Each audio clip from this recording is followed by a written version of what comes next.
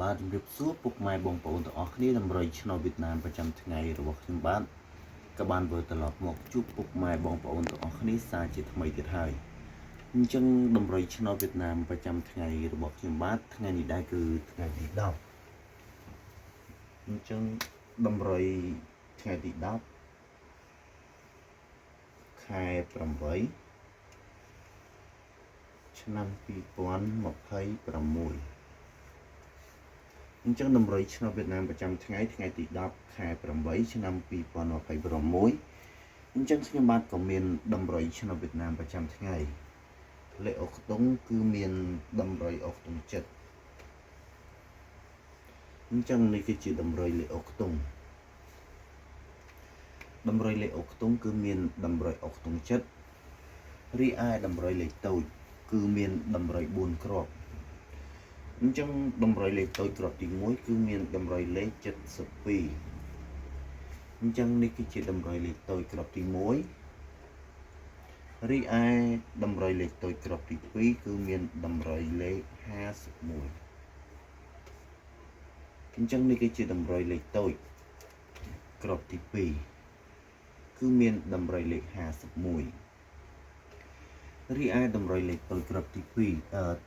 គឺមានតម្រុយលេខ21អញ្ចឹងនេះគឺជាតម្រុយលេខតូចគ្រាប់ទី3រីឯតម្រុយលេខតូចគ្រាប់ទី4គឺមានតម្រុយលេខ23អញ្ចឹងនេះគឺជាតម្រុយលេខតូចគ្រាប់ទី4អញ្ចឹងសូមបញ្ជាក់ម្ដងទៀតតម្រុយឆ្នោតវៀតណាមប្រចាំថ្ងៃ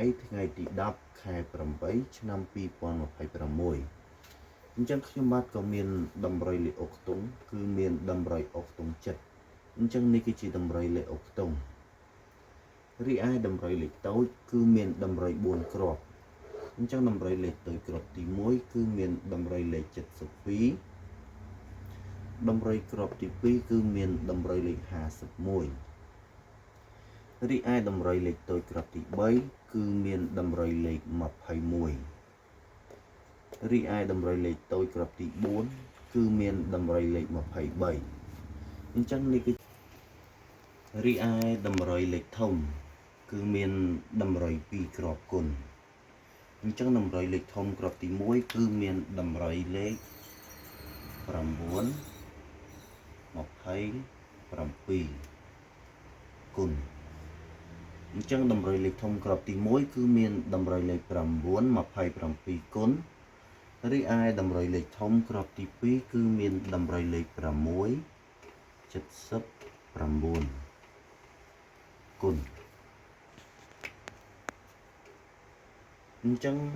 សូមបញ្ជាក់ម្ដងទៀតតម្រុយលេខធំគ្រាប់ទី1គឺមានតម្រុយលេខ9 27គុណតម្រុយលេខធំគ្រាប់ទី2គឺមានតម្រុយលេខ6 79គុណអញ្ចឹងតម្រុយឆ្នោតវៀតណាមប្រចាំថ្ងៃរបស់ខ្ញុំបាទក៏មានតម្រុយតែប៉ុណ្្នឹងទេក៏សូមអរគុណនិងសូមជម្រាបលា